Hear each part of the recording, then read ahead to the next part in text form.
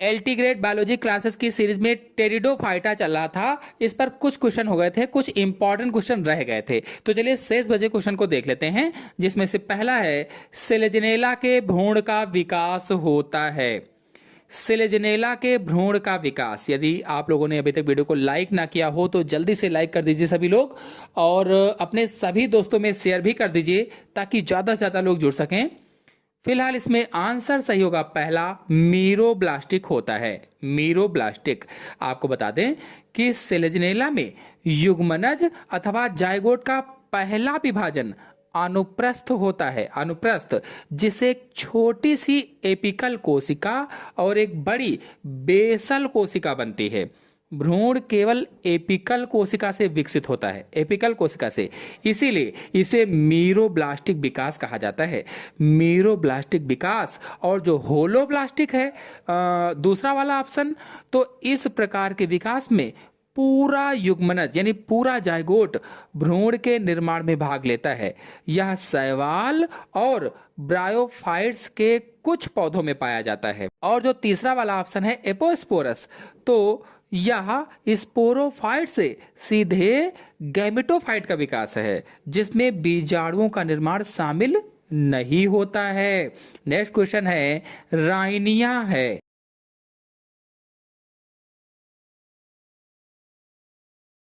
कौन सा आंसर सही होगा? राइनिया है बताना है। चार ऑप्शन आपके सामने दिए गए हैं।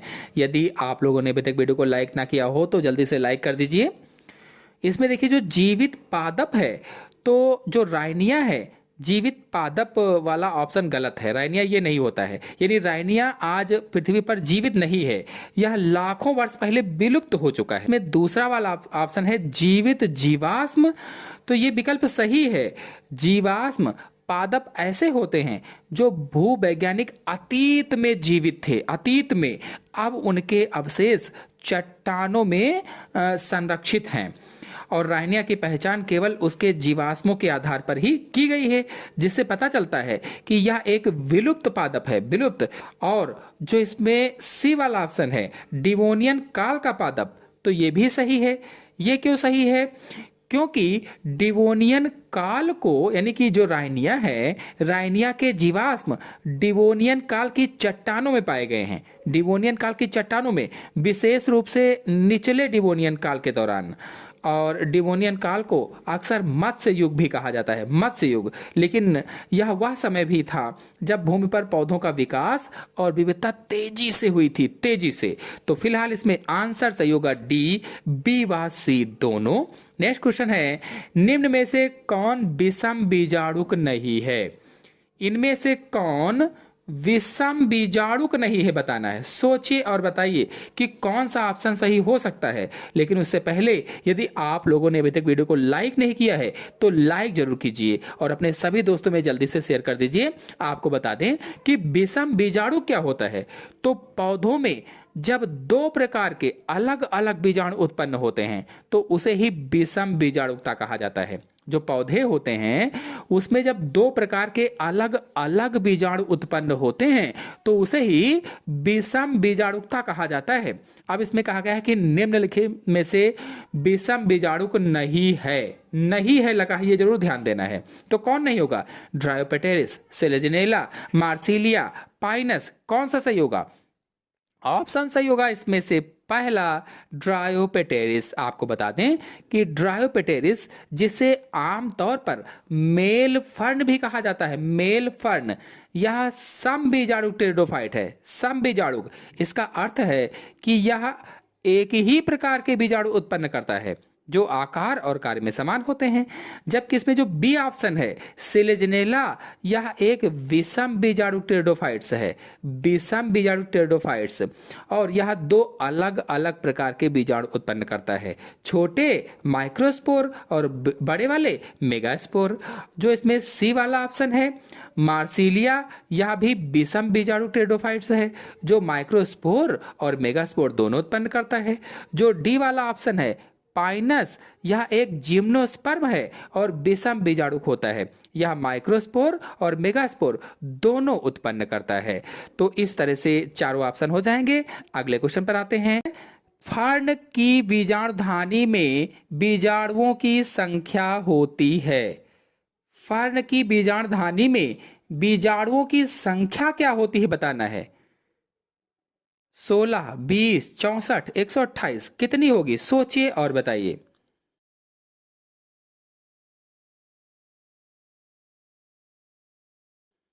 तो आंसर सही होगा इसमें से सी, 64 होती है, 64 होती है। फर्न आमतौर पर लेप्टोस्पेरेंजिएट फर्न होता है जो, तो जैसे कि ड्रायोपटेरिस, इसकी एक विशिष्ट विकसित बीजाणुधानी में बीजाणुओं की संख्या सामान्यतः 64 होती है। और बीजाणुधानी के अंदर बीजाणु मात्र कोशिकाएं जो होती हैं, स्पोर मदर सेल जो होती हैं, वो अर्धसूत्री विभाजन द्वारा या मियोसिस डिवीजन द्वारा बीजाणुओं का निर्माण करती हैं। और अधिकांश फर्न में बीजाणु मात्र कोशिकाओं की संख्या 16 होती है। चूंकि एक बीजाणु मात्र कोशिका अर्धसूत्री विभाजन द्वारा 4 बीजाणु उत्पन्न करती है, इसीलिए बीजाणुओं की कुल संख्या कितनी होगी? तो 64 हो जाएगी। नेक्स्ट क्वेश्चन है, सिलेजनेला में जब बीजाणु भिद सीधे मादा युग्मकोद्भिद से उत्पन्न होता है, इस घटना को कहते हैं। इस घटना को क्या कहेंगे? सोचिए और बताइए कि कौन सा ऑप्शन सही हो सकता है। देखिए, इसमें हम आपको बता दें कि इस क्वेश्चन का आंसर आप लोग बताइएगा। हम दो ऑप्शन बता रहे हैं, पहला और सी वाला। आप लोग उत्तर में बताइए कि इनमें से कौन सा सही है, पहला सही होगा कि सी वाला सही होगा। आप लोग कमेंट बॉक्स में इसका उत्तर जरूर दें कि दोनों में से कौन सा आंसर सही होगा।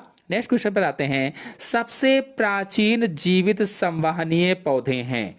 सबसे प्राचीन जीवित संवहनीय पौधे, भूरे शैवाल, स्फैगनम, फर्न, साइकेट्स, कौन से सबसे प्राचीन जीवित संवहनीय पौधे होंगे? अगर आप लोगों ने अभी तक वीडियो को लाइक नहीं किया है तो लाइक जरूर कीजिए, सभी दोस्तों में शेयर भी कर दीजिए ताकि ज़्यादा से ज़्यादा लोग जुड़ सकें। और लाइक जरूर कीजिए क्योंकि लाइक करने का कोई भी पैसा नहीं करता है, इससे हमारा थोड़ा सा मनोबल बढ़ता है, जिससे और भी अच्छी वीडियो हम आपके लिए ला पाते हैं। फिलहाल इसमें आंसर सही होगा सी, फर्न। आपको बता दें कि संवहनी पौधे वह होते हैं जिनमें संवहन ऊतक पाए जाते हैं। और संवहन ऊतक कौन से होते हैं? हम लोगों ने छोटे क्लास में पढ़ा था, 9th वगैरह में, जाइलम और फ्लोएम संवहन ऊतक होते हैं। अब इसमें जो पहला वाला ऑप्शन है भूरे शैवाल, तो ये शैवाल असंवहनी होते हैं। और जो स्फैगनम है या एक मॉस है, यह भी असंवहनी होता है।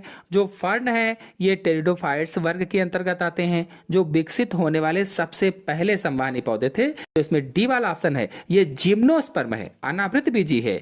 नेक्स्ट क्वेश्चन है, स्पष्ट पीढ़ी एकांतरण पाया जाता है। स्पष्ट पीढ़ी एकांतरण किसमें पाया जाता है? सोचिए और बताइए कि कौन सा ऑप्शन सही हो सकता है। राइजोपस में, जीवाणु में, विषाणु में, टेरिस या फर्न में स्पष्ट पीढ़ी एकांतरण किसमें पाया जाएगा? वीडियो को लाइक ना किया हो तो आप लोग लाइक जरूर कर दीजिए, क्योंकि लाइक का कोई भी पैसा नहीं करता है। आप वीडियो देख ही रहे हैं तो कम से कम लाइक ही कर दीजिए, उससे आपका कोई भी नुकसान नहीं होगा। आंसर सही होगा इसका डी, टेरिस या फर्न में। आपको बता दें कि पीढ़ी एकांतरण क्या है, अल्टरनेशन ऑफ जनरेशन क्या है। तो पीढ़ी एकांतरण अथवा अल्टरनेशन ऑफ जनरेशन का मतलब है जीवन चक्र में दो अलग अलग बहुकोशिकीय पीढ़ियों का क्रमिक रूप से आना, यानी अगुणित युग्मकोद्भिद और द्विगुणित बीजाणुभिद का क्रमिक रूप से आना। अब इसमें जो राइजोपस है, पहला वाला ऑप्शन, यह एक कवक है जिसमें मुख्य रूप से अगुणित अवस्था प्रबल होती है और पीढ़ी एकांतरण अस्पष्ट होता है। जो बी वाला ऑप्शन है जीवाणु, तो इन बैक्टीरिया में, और जो सी वाला ऑप्शन है विषाणु, इन वायरस में, इनमें पीढ़ी एकांतरण की अवधारणा अनुपस्थित होती है। इसलिए ऑप्शन से होगा इसमें डी, टेरिस व फर्न में। नेक्स्ट क्वेश्चन है, फर्न में बीजाणुधानी और बीजाणु युक्त पत्ती को कहते हैं। जो फर्न होता है उसमें बीजाणुधानी या बीजाणु युक्त पत्ती को क्या कहेंगे? 4 ऑप्शन आपके सामने दिए गए हैं, सोचिए और बताइए कि कौन सा ऑप्शन सही हो सकता है।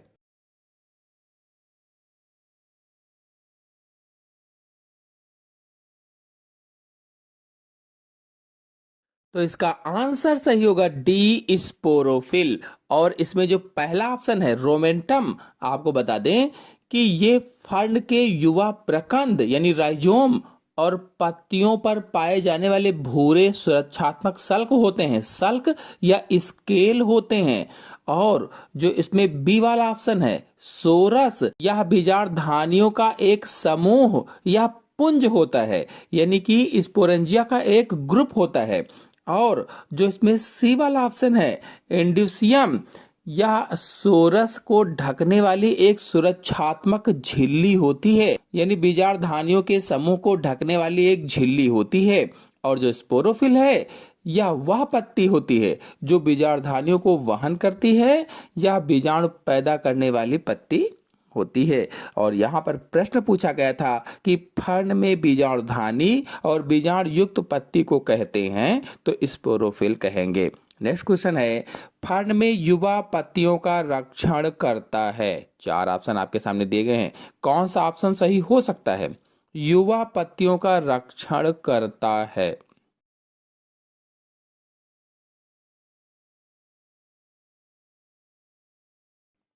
आंसर सही होगा इसमें से डी, रोमेंटा करता है, रोमेंटा। आपको बता दें कि फर्न की युवा पत्तियां कुंडलित होती हैं, कुंडलित, और सूखने से बचाने तथा यांत्रिक क्षति से सुरक्षा के लिए विशेष संरचनाओं से ढकी होती हैं। अब इसमें जो पहला ऑप्शन है राइजोम, यह फर्न का भूमिगत तना होता है, भूमिगत तना। जो एंडोसियम है, अभी मैंने बताया कि यह सोरस को ढकने वाली झिल्ली है, ना कि युवा पत्तियों को। और जो इसमें सोराई है, यह बीजाणुधानियों का समूह है। नेक्स्ट क्वेश्चन पर आते हैं, टेरिडोफाइट्स का लक्षण है। टेरिडोफाइट्स का लक्षण, संवहन ऊतक की उपस्थिति, पुष्प की अनुपस्थिति, फल की अनुपस्थिति, ये सभी कौन सा आंसर सही हो सकता है? सोचिए और बताइए।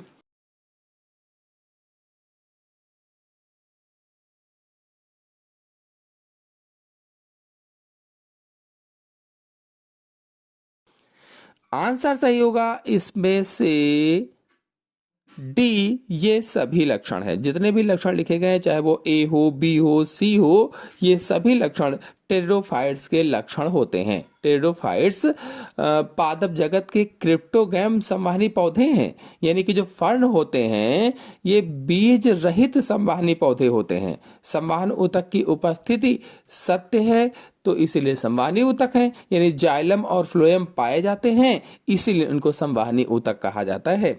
नेक्स्ट क्वेश्चन है, फर्न में रंभ होता है। जो फर्न होता है उसमें रंभ कैसा होता है? जाल रंभ, नाल रंभ, ठोस रंभ, इनमें से कोई नहीं। फर्न में रंभ होता है, कैसा होगा?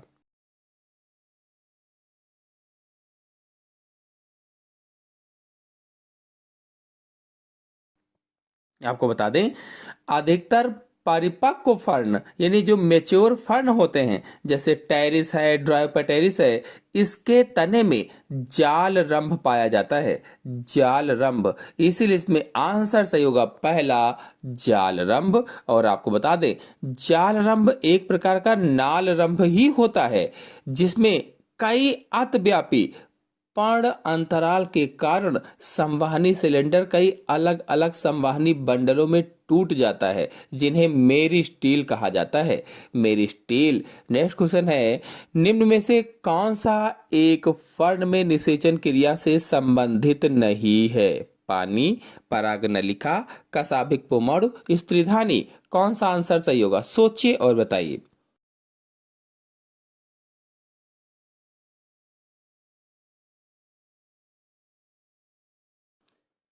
आंसर सही होगा इसमें से बी, पराग नलिका।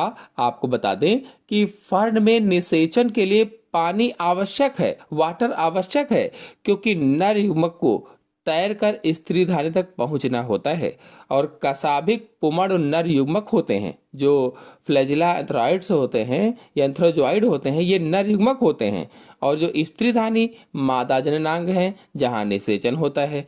परागनलिका जिम्नोस्पर्म और एंजियोस्पर्म का एक विशेष लक्षण होता है, जो बीजाणु के बजाय पराग कण से विकसित होता है, यह फर्न में नहीं पाई जाती, इसीलिए इसमें आंसर से होगा पराग नलिका।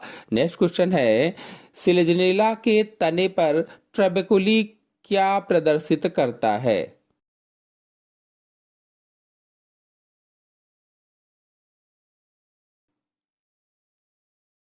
सिलेजनेला के तने पर ट्रबेकुली क्या प्रदर्शित करेगा? सोचिए और बताइए कि कौन सा आंसर सही हो सकता है इसमें।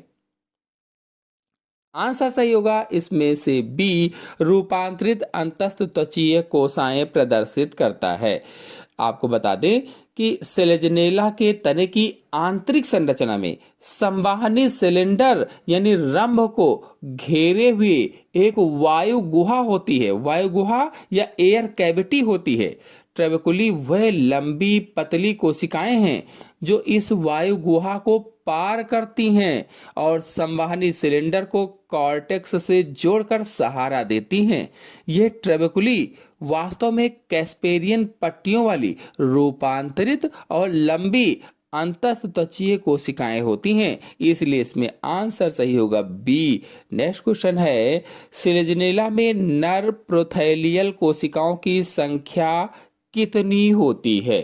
एक, दो, चार, शून्य। कितनी होगी? सोचिए और बताइए कि कौन सा आंसर सही हो सकता है। नर कोशिकाओं की संख्या या नर प्रोथैलियल कोशिकाओं की संख्या कितनी होती है बताना है।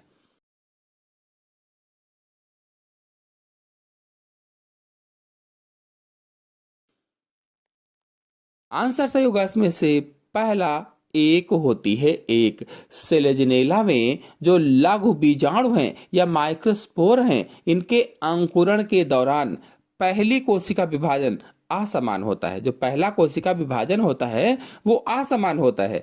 यह विभाजन एक छोटी प्रोथैलियल कोशिका और एक बड़ी पुंधानी आरंभक कोशिका बनाता है। यह प्रोथैलियल कोशिका नर मुकोद्भिद का एक अत्यधिक ह्रासित भाग होती है। ह्रासित भाग या रिड्यूस्ड भाग होती है जो बाद में नर जननांग का निर्माण नहीं करती। इस प्रकार नर युग्मकोद्भिद में केवल एक प्रोथैलियल कोशिका होती है। नेक्स्ट क्वेश्चन है, निम्न में से कौन प्रोथैलस में युग्मक के निर्माण से संबंधित है? सोचिए और बताइए कि कौन सा आंसर सही हो सकता है।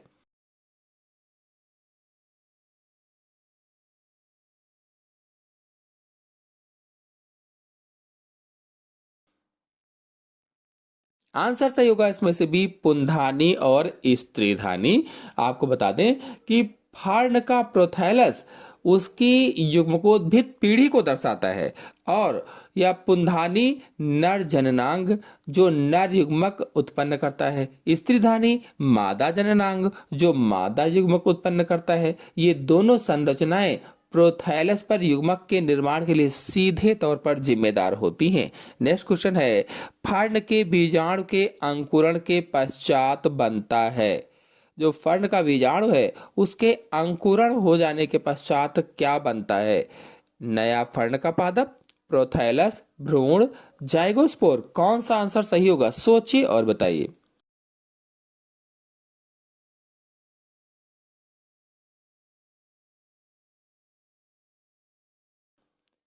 आंसर से होगा बी, प्रोथैलस बनता है। प्रोथैलस। और आपको बता दें, बीजाणु युग्मकोद्भिद अथवा गैमेटोफाइट पीढ़ी की पहली कोशिका होती है।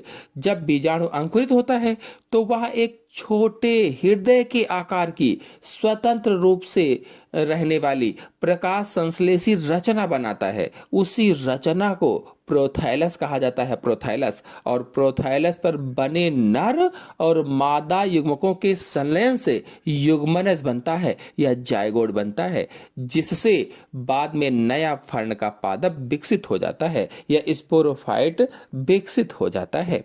नेक्स्ट क्वेश्चन है, बहुकशाभिकीय पर युग्मक पाए जाते हैं। चार ऑप्शन आपके सामने दिए गए हैं। सोचिए और बताइए कि कौन सा ऑप्शन सही होगा।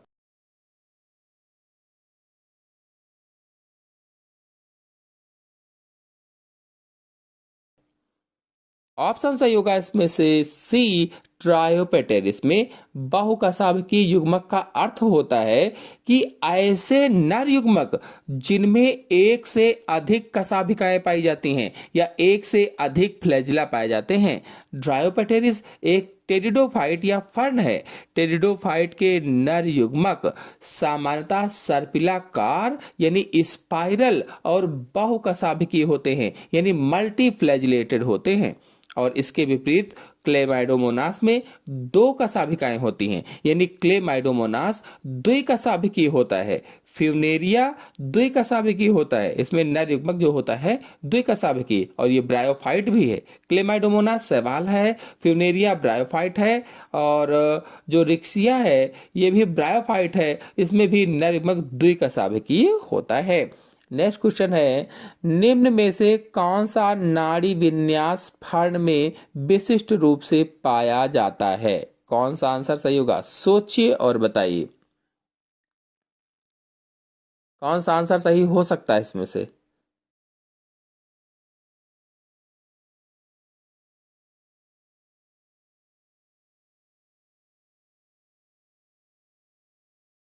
आंसर सही होगा इसमें से डी, ओपन फरकेट। ओपन फरकेट यानी कि खुला द्विभाजी। आपको बता दें कि फर्न की पत्तियां अक्सर एक विशिष्ट प्रकार का सिरा विन्यास दर्शाती हैं जिसे खुला द्विभाजी सिरा विन्यास कहा जाता है।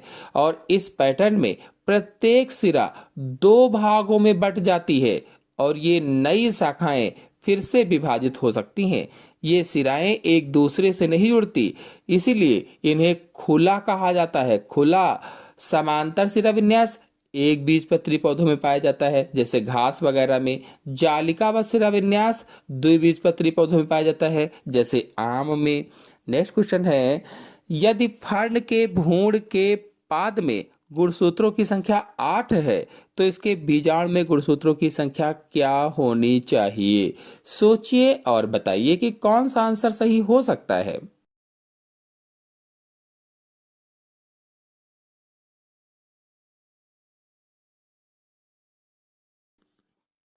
आंसर सही होगा इसमें से पहला 4 होगी।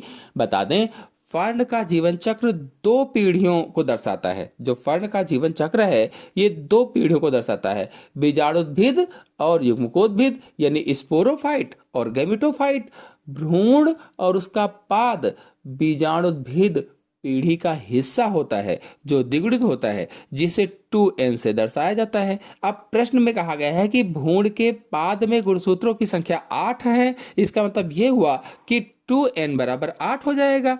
अब बीजाणु जो होता है, जो स्पोर होता है, युग्मकोद्भिद पीढ़ी की पहली कोशिका होती है और बीजाणु का निर्माण बीजाणुधानी में अर्धसूत्री विभाजन के द्वारा होता है या मियोसिस डिवीजन के द्वारा होता है। और इस विभाजन के कारण बीजाणु हमेशा अगुणित होते हैं या एन होते हैं, एन से प्रदर्शित करते हैं अगुणित को। और अगुणित अवस्था में गुणसूत्रों की संख्या द्विगुणित से आधी हो जाती है यानी कि द्विगुणित वाली आधी हो जाएगी। क्वेश्चन है, बीजाणुधानियों का समूह जो प्लेसेंटा से जुड़ा हो और एंडोसियम द्वारा घिरा हो उसे क्या कहते हैं? सोचिए और बताइए कि कौन सा आंसर सही हो सकता है इसमें से।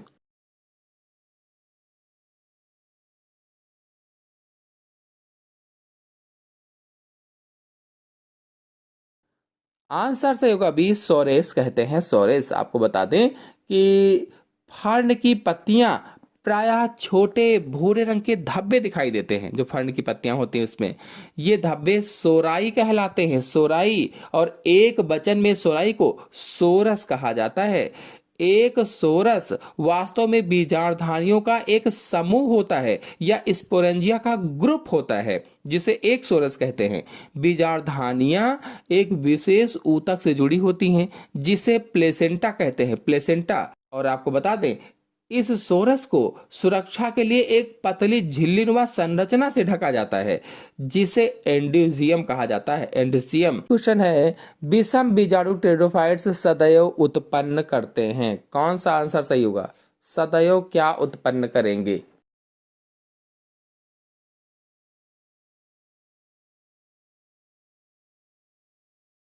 सोचिए और बताइए। आंसर सही होगा इसमें से बी, एक लिंगाश्रयी युग्मकोद्भिद। नेक्स्ट क्वेश्चन है, फर्न जैसे ड्रायोपेटेरिस में बीजाणु का निर्माण होता है, किसमें होगा? सोचिए और बताइए।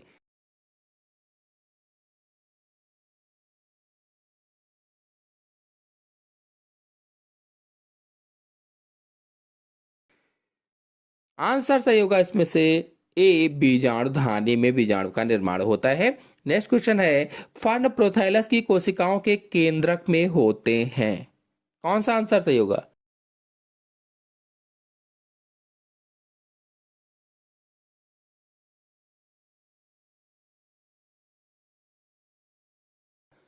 आंसर सही होगा डी, एन गुणसूत्र होते हैं। नेक्स्ट क्वेश्चन है, सिलेजनेला का विकास हेतु महत्वपूर्ण लक्षण है, महत्वपूर्ण लक्षण कौन सा होगा? सोचिए और बताइए।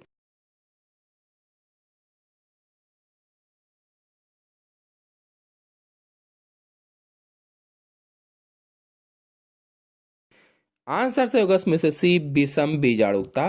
नेक्स्ट क्वेश्चन है, टेरिडोफाइट्स की युग्मकोद्भिद पीढ़ी कहलाती है, क्या कहलाएगी? कौन सा आंसर सही हो सकता है? सोचिए और बताइए।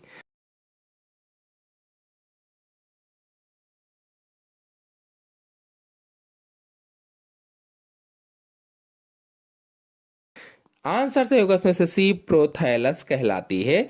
नेक्स्ट क्वेश्चन है, वह स्थिति जब टेरिडोफाइट्स में दो प्रकार के बीजाणु तथा बीजाणुधानी उत्पन्न करते हैं कहलाती है।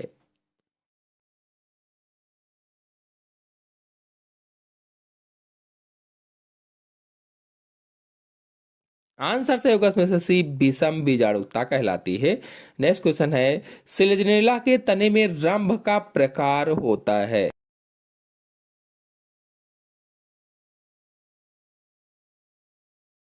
उसके तने में स्टील का प्रकार क्या होता है?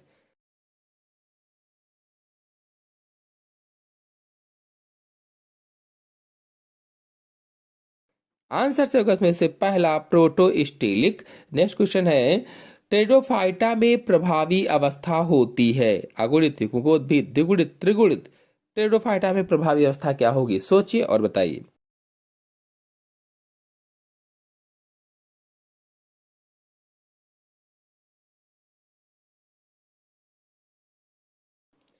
आंसर से होगा इसमें से सी, द्विगुणित होती है। नेक्स्ट क्वेश्चन है, फर्न की नई पत्ती को कहते हैं,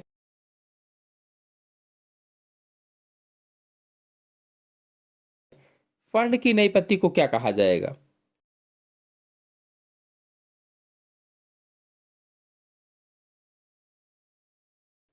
आंसर से होगा इसमें से बी, फ्रॉन्ड कहते हैं, फ्रॉन्ड। नेक्स्ट क्वेश्चन है, फर्न के पौधे में बीजाणुओं को वेग के साथ बाहर निकालने में सहायक होता है, वेग के साथ कौन सहायक होता है?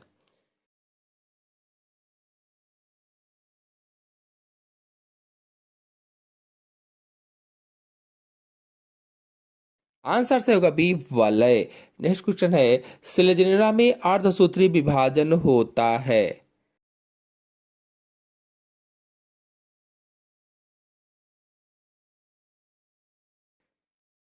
किस समय होगा? सोचिए और बताइए।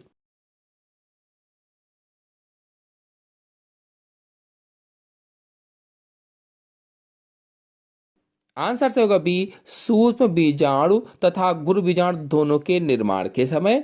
नेक्स्ट क्वेश्चन है, फर्न का प्रोथैलस होता है हृदयाकार, पृष्ठधारी, हरा, ये सभी कौन सा आंसर सही होगा?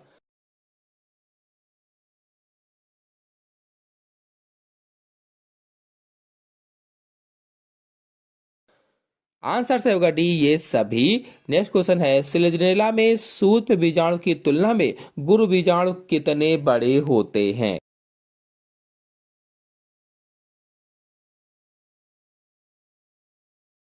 कौन सा आंसर सही हो सकता है?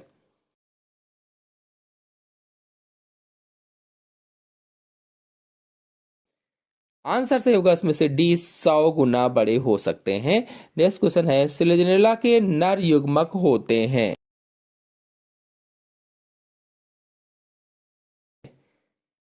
कैसे होंगे?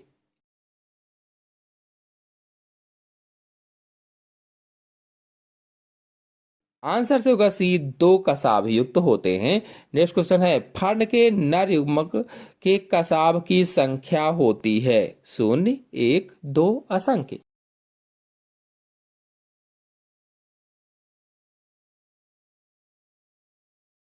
कितनी होगी, सोचिए और बताइए। आंसर सही होगा इसमें से डी, असंख्य होती है। आए हैं तो चैनल को सब्सक्राइब भी कर लीजिए। धन्यवाद।